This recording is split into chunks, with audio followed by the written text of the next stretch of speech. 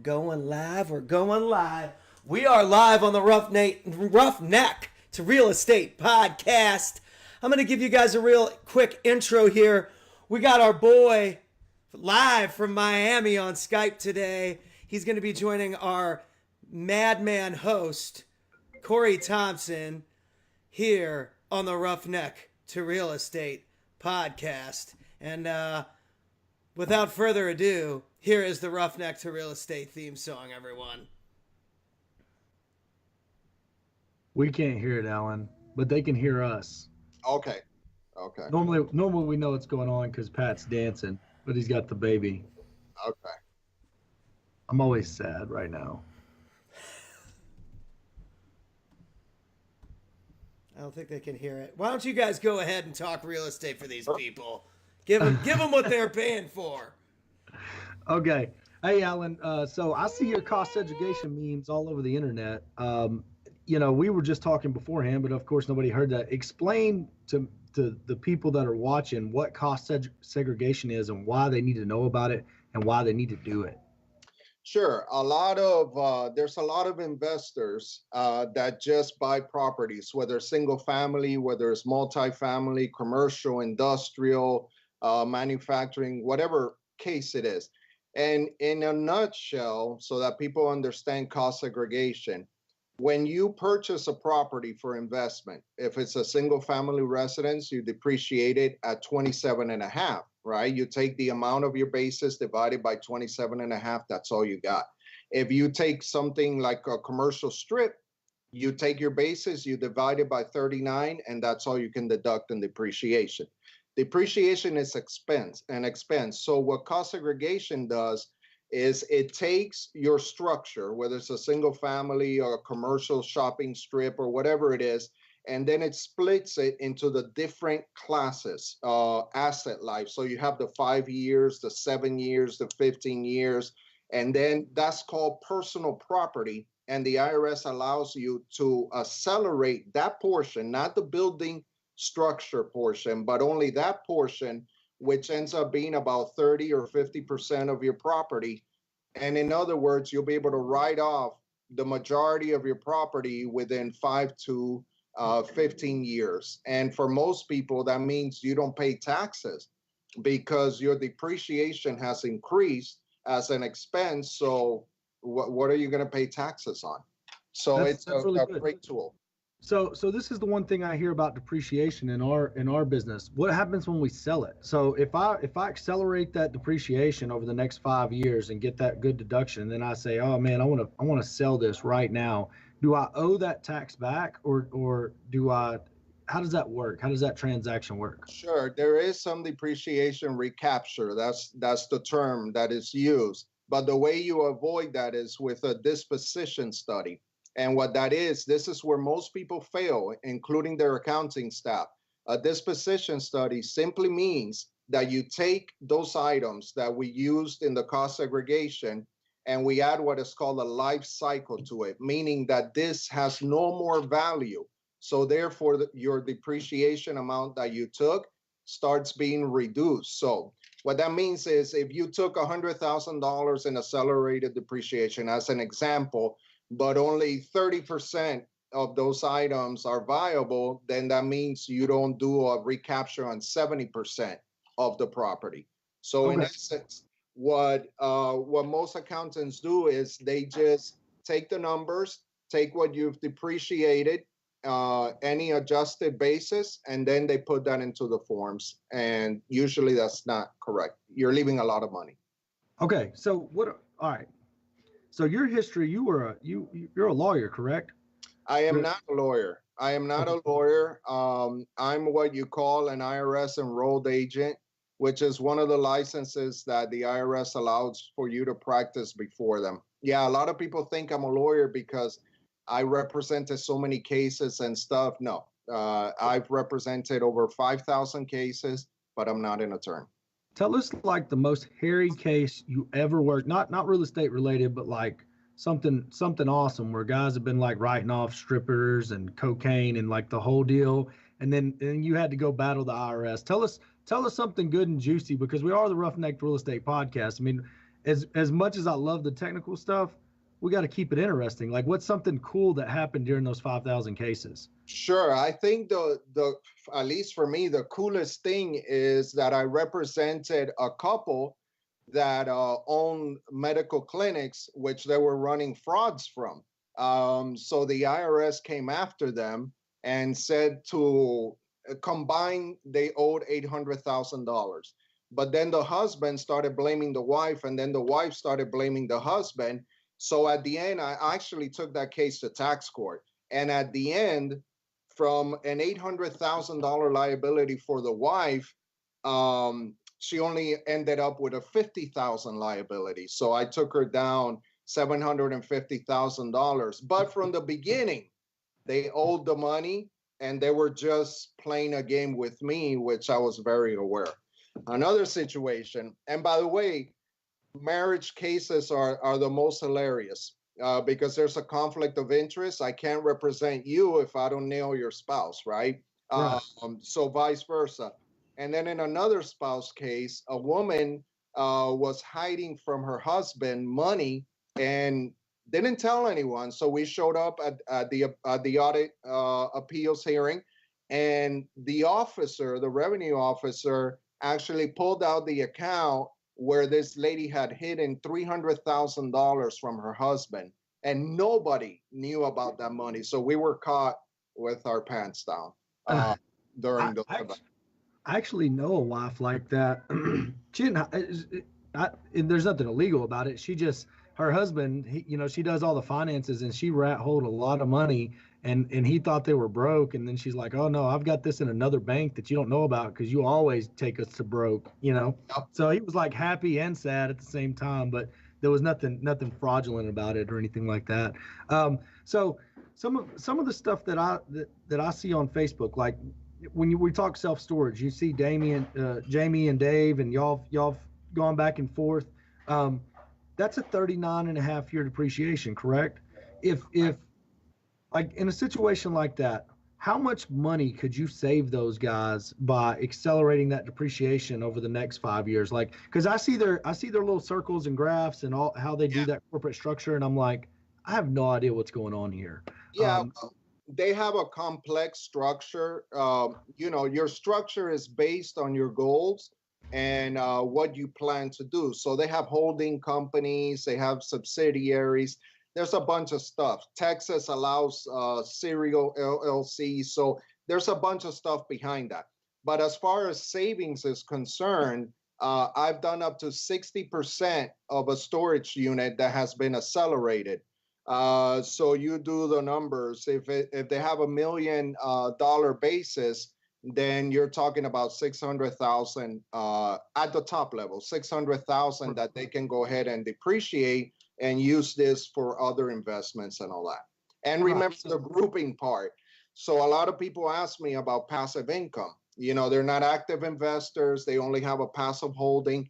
If we can prove your grouping of all the events, of all your properties and your actions, then we can go ahead and give you all of those deductions.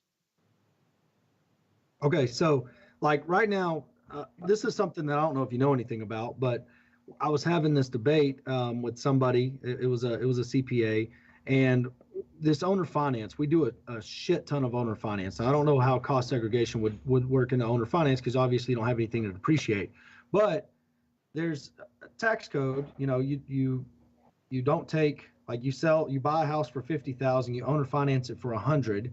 You don't realize that $50,000 gain, but one CPA would tell you that you owe the money on that $50,000 gain like instantaneously as soon as you owner finance it. Another CPA will tell you that you're not a dealer, you don't have dealer status, so you can obviously you only pay taxes on the realized gain, which means on the payments that you collect. What does it take to avoid dealer status? If you can answer that, I don't even know if you want to go on record saying that. No, or I can't answer that. Okay, because from our side of the business, it's like we want to hire the accountant that's going to do our best job. You know what I mean? But we don't know, our accountant doesn't make us have dealer status, But you talk to another one and they're like, no, you should be dealer status. And we're like, well, I don't even know. You know what I mean? Well, here's the thing. For myself, I'm a pretty, even though I'm funny, in a sense, I'm a dry, boring guy because I'm into numbers and regulations and all. So I'm not cool, you know. Right. I got you. Yeah. So most people go by feelings, and this is the problem. If somebody is cool, then they listen to them. That's a huge problem. This is my rule, and it's a very simple rule. When you speak to any professional, whatever they tell you, ask for regulations backing them up. That's it. I don't care if you're cool, if you have good hair, if you don't have hair, I don't care. When Right. you come to me as a business person and you say, I can finance this, or I'm going to give you this, or I'm going to do this for you, that's fantastic.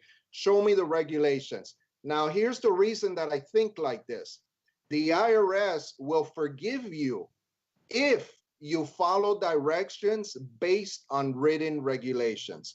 So if I'm a CPA, right, and I come to you and I say, yeah, you do qualify for dealer status, I might be just telling you stuff to get your account. So then you, not knowing anything about the regulations, you come back and you say, fantastic. Which regulation is that? And then they have to come back to you and say, you know, whatever, regulation 179, or whatever the case may be. If they cannot do that, move on, no matter how cool they are. Because here's what's going to happen. As a professional, we have a lot of leeway with what we can get away with. Because all I have to say is, based on the facts that Corey gave me, that's what I told him. I had no idea he had 50 LLCs under his pillow. I'm washed clean.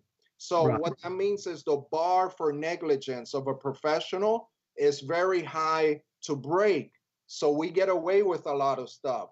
So I don't like it. I mean, it's good for me, obviously. I don't like it that you can mess people up because you have that protection. So if you really want to be safe with your money or whatever you do, you say, fantastic, nothing personal. What regulation qualifies me as a dealer? And then they're either going to say, oh, I don't know, or, oh, I have to research it. Oh, it's always been that way. The IRS isn't going to buy it. I've always done it and I've never been audited. That's fine. But what about if you do get audited? Who's the one that's going to end up paying the money? Okay, so help me out now. If I owner finance that $100,000 house and I realize that $50,000 gain, 3 months later, end buyer dipshit bad credit, quits paying and I take the house back. What do? Go back to the IRS and get my taxes that I paid on the $50,000 gain? I can't, because this is one of the things that the CPA, when you're talking to them, you know, like, this is why it doesn't work. And I don't know if there's statutes to back it up. I don't know if there's I don't know if you go into the courts. I don't know where you find this. You know what I mean? But, you know, when you talk to a good real estate CPA, this is what they, you know, uniformly tell you. When you talk to one that's not outside of real estate, they won't give you an answer because they don't understand it. right. But long story short, I, like, whenever I'm talking to my CPA and I'm asking them these questions and they say these things, it's like, oh, okay, I get it now. That does make sense, that if you do have to take the house back in 3 months, you know, it creates a headache. So there's actually a coalition that's going to lobby. I can't remember the name of it. It's Mitch Stephen. It's his coalition. Anyways, he's talking about getting together a group of lobbyists to get it in black and white in a regulation, that this is how you do this, because there's so many other things on those transactions that, I mean, I promise you, it's not in black and white. It's your opinion. It's the court's opinion. It's whoever's opinion. Well, and that's why I say based on the regulations. So for instance, if it's not black and white, you have to present something that you went based on. So you can't be liable for confusion, right? We have a joke that says, don't be the first one to try the theory in court, right?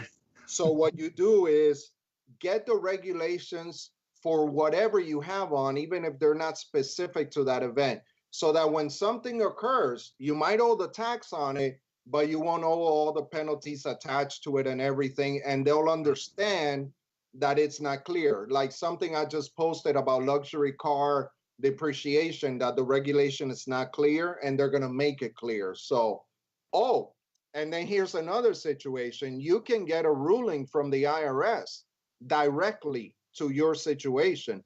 So you pay a fee and then you can write to the IRS, and then they will come back, the IRS attorneys, and tell you, Corey, based on the variables that you presented, this is what the IRS says, and this is how you will be treated.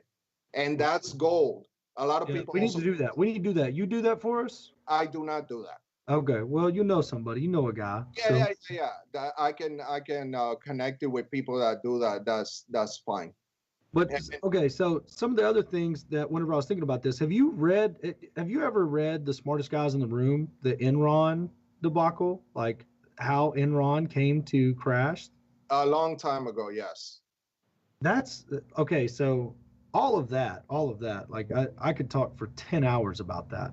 But when it gets into like it really advanced corporate finance, when I see like Jamie and them do all that, is there any advantages to setting it up that complicated, or is it just keep it simple, stupid? Do you know what I mean? Like, cause I see it like, we hired a company to come through and look at our stuff and get us some asset protection, and we're still going and we're breaking stuff off in separate entities and all that. And we're getting a FLP. I don't know if you know what a FLP is, a family limited partnership, and all this stuff. And I just wonder, I'm like, what nightmares are we creating from the tax side of things that, I understand the asset protection, but we have debt on our portfolio. I don't know that anybody's coming after us anytime soon. You know what I mean? But so what's the advantages or disadvantages of doing that? Well, you're putting me on the spot here, but okay. I'll tell you, and I don't mind being on the spot. I am of the opinion that the more simple you have something, the better. And I'll explain to you why. Dealing with so many cases with the IRS and state authorities and all that, they're people just like us. And the more complicated you present something, the more doubt they have. And the more they have to push it up to other agents that are more sophisticated than they are. And they're not going to be looked at lightly. Not that there's anything wrong with that, but I always try to get the best effect for the least amount of money, right? When you start going into holding companies and all that, holding companies have its own class, they have their own taxation, then you have subsidiary, and it becomes a nightmare. And I always tell people, you can get away with anything until you get audited, right?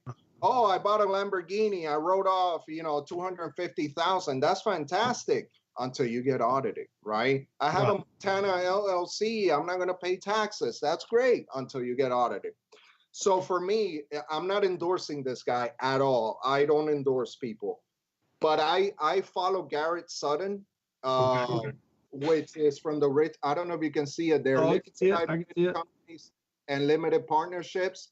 If you go to this guy's website, Gary Sutton, he's been at it for decades. And he will tell you what you need to do for the least amount of money based on your goals. Right. And what's going to happen, another thing, if you get audited with such a complex structure, you're going to pay a fortune for representation. I guarantee it. And at the end of the day, you don't know what you're going to have. So I tell people, back up your work with regulations. If I go, I don't care how high the CPA is, what view they have from their 100th floor, give me the regulation, because I don't know if you know, all the major firms, they still get shafted. KPMG, all of these big things, they still do things wrong, and they still get fined, and they still get in trouble. And then at the end, I'll give you an example. I worked on a $66 million case that they went to one of the biggest accounting firm and got in writing that what they were doing was okay when it wasn't. Enron did the same thing. Well, because there's an inherent conflict of interest. And this is what people don't understand. If you come to me and you tell me, hey, Alan, I'm going to give you all this business, but I need the numbers to make sense. I want your money, and you're trying to influence my work. So at the end of the day, these accounts are millions or hundreds of millions of dollars for these accounting firms. So they kind of bend the rules to make things fit and pray that you don't get audited. For me, I'm black and white. I say I don't feel comfortable with this. I don't know enough to answer this. Um, you know, and then you move on. So again, get everything in writing based on the regulations. By the way, this firm and this accounting firm got sued big time by this taxpayer for malpractice, and it's become a nightmare because of that. So, Well, I look at all this, and it's the internet, so you take everything with a grain of salt. You just look at it, and you're like, you know, what do I hire people to do? Who are the people who have done this before me? You know what I right, mean? What are they doing? Um, and from our side of things, we're also forging a path at a very, very high rate of speed. yep, Uh, we went from 30 doors to now we're 190. I think we're going to close on another 66 this week, or we're closing on 18 this morning while I'm sitting here at this podcast. We'll have 18 more doors under management right now. So our stuff's getting a little complicated. But when you talk about a cost segregation study, I'm definitely interested in, and I know that everybody else is too. When's the best time to do that? Like, so if I'm still growing, if I'm still staging up, do I just do last year's what I owned last year, or do I say, hey, I've got these under contract, can we go ahead and do them too, or how does that work? sure. At what point do you do it? Right. I get that asked a lot. And it really depends on you. That's the bottom line. People that are serial purchasers, for them, I usually tell them do it within a calendar year, right? Okay. That way, you have some reference point to use. So then, whatever you purchase for the end of 2018, let's do that block for 2018, however many you purchase, and obviously anything before 2018. Now, one thing I got to mention about cost segregation, there's two type of investors that use it.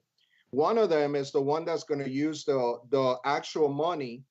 Let's say you do 2018's return and you amend the previous returns, you get all that money back from the depreciation that you did not claim on your return, right? And then what some investors do is they take that money and they invest it to buy additional doors, portfolios, etc. Then you have the other option, which is to claim everything in the current return for this year and previous years, offset any income that you have, and then you're going to have a net operating loss, and you're going to carry it over for the next up to 15 years. So those are the two methods that you decide to do.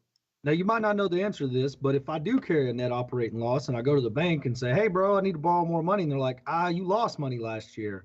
Well, right. So what you have to do in those cases is reconstruct, Okay. reconstruct the financials. And a net operating loss is simply an accounting loss because you've accelerated your depreciation expense.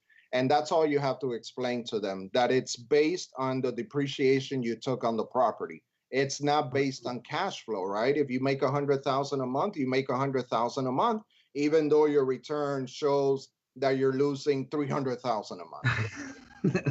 No, I mean, I love it. Like, I love it. Believe me. I've been watching it. I've been looking into it. Obviously I'm not the guy that does our taxes, or even, I don't enter one receipt into anywhere. I just text message my stuff over and somebody else takes care of it. I'm at a loss, but this is the one thing that I do wonder about, because the Trump tax laws changed some things. So we went from an LLC to an S corp, but I don't know why. You know what I mean? I don't know if we're trying to get to the 2020. You know what I mean? I think it's because we hired some employees. But what are the benefits between the two? That's one question I got, and then I've got another real simple one that is really near and dear to me. Okay, can I write off my meals? You know what I mean? Like, I'm a fat guy. My meals, my food. Like, if I'm taking somebody out to eat, can I write that off? Or like, because they said it went away, and I was like, I'm so sad right now. Like, I can't take people to eat no more. Yeah, no, they took away a lot of stuff, and in certain cases you can, but for general deductions, no. And I always see it online. I went to dinner, and it's a business meeting. I get to write it off. Whatever. Um, let me clarify something. You mentioned LLC and S corp. This is a common misunderstanding. You have a corporate structure for the state, and then you also have a recognition at the federal level. And let me clarify that, because I heard you say I went from an LLC to an S corp. That's not totally accurate, and I know you don't know this, but let No, me. I don't know it. No. Um, a corporate status, the state grants that. So you can be an LLC alone as a corporation, you can be an LLC as an S corporation, or you can be an LLC as a partnership at the Okay. federal level. You see the difference? So you're still an LLC, but for federal taxation purposes, you're recognized differently.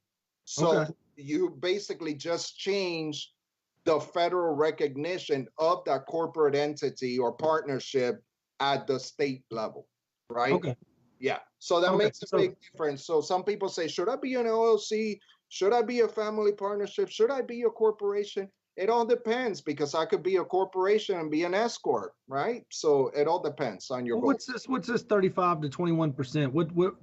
Which entity, how, they said corporate taxes went down, but I don't think our corporate taxes went down. So I'm like a little bit confused by that. Like, Yeah. What ends up happening is that a lot of people are changing to S corp because of the 20% okay. you're That's getting as a write-off. So that means, in essence, if you made $100,000 dollars, we're only going to count 80,000. So as you can imagine, when you do a cost segregation report, not only are you getting those 20, but you're adding all of that depreciation. So you're going to have a huge loss, and then that carries over to your personal return as an S. okay. Awesome. So, Pat, do we have any questions? Because we can't see the comments. Do we have anybody asking any questions? Is it too early? Everybody It sleeping might be a in? little too early. We got Jawad with his little eggplants, but that's pretty much it right now. So you guys are on a roll. I love it. Keep on rocking. I even changed the kid's diaper. Nobody saw it or heard it. It's beautiful. No, no, I saw it. I saw it. I saw it come by and I started smiling. I was like, there goes Oh Pat, boy. some wipes and a diaper and a baby. Oh, you I did know it's see about me? to happen off screen. I saw it too. Oh man. Other question that I get is, how much can I save on cost segregation? That's like the number one question. Is it worth it, right? So this is what I tell people. Go to my website, which is the cashflow179.com. If you go there, there's a part for calculators, and you select what type of structure it is: self-storage, single family, multifamily, manufacturing, hospital, medical building, whatever it is. And you put in your basis, and then our calculators will tell you, based on your basis, this is the amount that you'll be getting back on your cost segregation study. And how do we know that? Because of building reports like, example here. I've seen you post them. Like we have here the building cost amounts. Right. So know the breakup based of what type of structure it is. You probably can't read that, but what goes into foundation, into floor structure, what is personal property, what is not personal property. And that way we have a percentage, and we know more or less for your type of structure, this is the average, and it's very conservative. This is the average that we get for your type of structure. So in a mobile home park, mobile homes being personal property or can be, in Texas, you can attach them as real estate or you can leave them as personal property. We might be able to hit a lick on some cost segregation because, I mean, it's definitely something we need to look into for sure. Yeah. What you would do. Oh, I'm sorry. Go ahead. No, go ahead. What you would do is, for instance, if you buy one mobile home, it's probably not going to be worth it.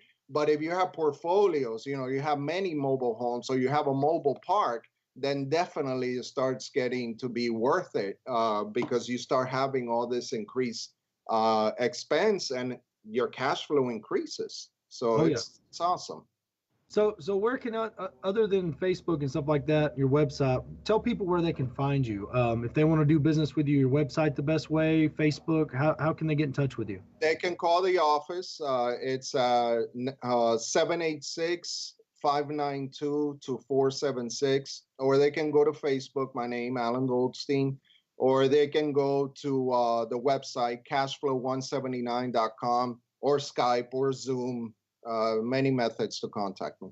Awesome. Well, I appreciate you jumping on. I'm probably not the person to do this interview because I understand very little of it. I mean, I understand the basics, which is probably good because most people, this is over their head. You know what I mean? Right. So I really appreciate you breaking that down for us. I've got some things I got to work on. I know you're probably busy. Yep. Pat's got a little Unabomber behind him right now with like tearing the whole room up. He don't even know it. Anyways, but I appreciate you coming on, and we're gonna reach out and probably do some business here directly because we're getting into that space where we've had some of our stuff a full calendar year. We need to look at some of this stuff. Look forward to reaching out.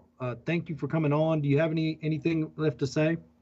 No. Again, my rule: don't be led by emotion. Keep it factual, and always keep regulations for anything that you do so that you will never have any issues. That's all. Okay, appreciate it. Thank you, Pat. Let us out. He's the motherfucker of mobile homes.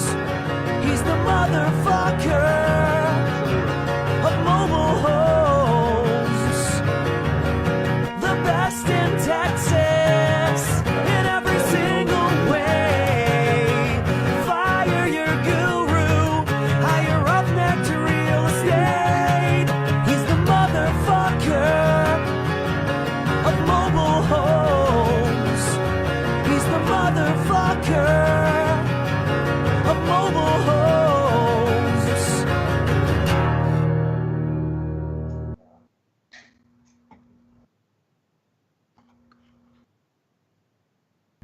Oh, there's my mute button. Wild morning with the baby. Give it up, everybody, for Corey Thompson, the Roughneck to Real Estate podcast. We get it done live on the spot like true roughnecks. The baby shit herself in the middle of the broadcast, and I changed her on the bed. Corey, as always, my friend, I'll see you soon.